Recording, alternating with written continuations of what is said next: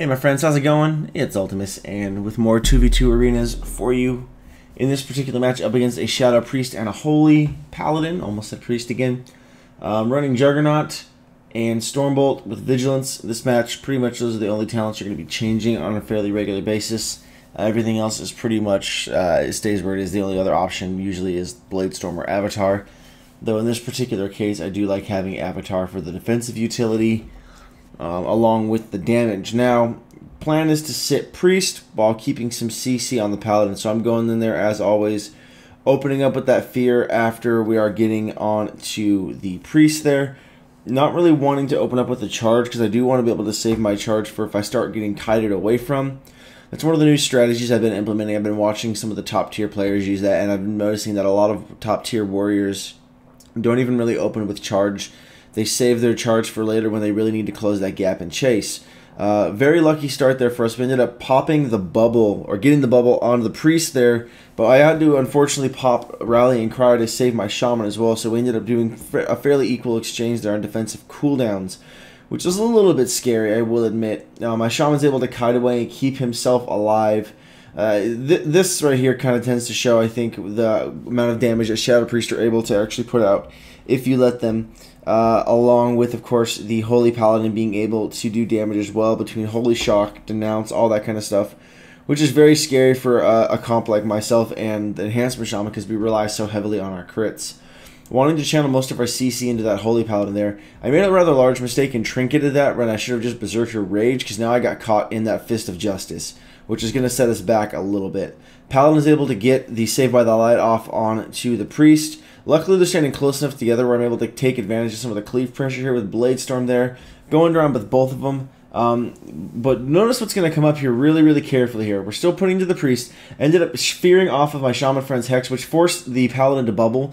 But unfortunately, it wasn't quick enough for him to be able to save the Priest. Chaining CC like that can be a huge game changer for sure. Not always easy to do when you're not using voice chat, which we were not doing. But if you're paying close enough attention, you're able to still pull it off. And I think matches like this go to show me, at least for me personally, that I don't always need voice chat, though it does help a lot and it just makes your life a whole lot easier. You can have successful 2's games while just playing, as long as you're paying attention to what your partner is doing. At this point, we've already lost about 3 or 4 games in a row to Ferals, which is very frustrating. They're just so insanely strong. A couple of the matches came down to the 1v1 with me versus the Feral, and I already knew I had lost, which is very frustrating as well. I just can't compete with the Feral as a warrior. There's no way, especially with when we both have all of our cooldowns up. Like, the Feral is going to beat me in every step of the way. Our goal is to go Feral, but we're going to start off on the Paladin here briefly. So I'm going to trinket out of that to sit back on the Feral. Still have both my charge, which is, of course, what I want to do, because that Feral is going to start trying to kite away very quickly. As you've already expected, the Fear was the opener. We did force the Hand of Protection onto the Druid, which is a very good thing here. We got slows going. I got Die by the Sword going to keep myself alive, but it's not going to be enough because between cooldowns and myself and the Shaman's damage, that Feral goes down very quickly. And at this point, we're just waiting for the bubble from the Paladin to wear off, which is a good place to be in. I've got Stormbolt up, cooldowns, and I don't even need it. So very happy with how that match turned out, especially considering the luck we've been having with Feral Druids all night. Last match here for the video and for the session is up against an Arms Warrior and a Disciplined Priest.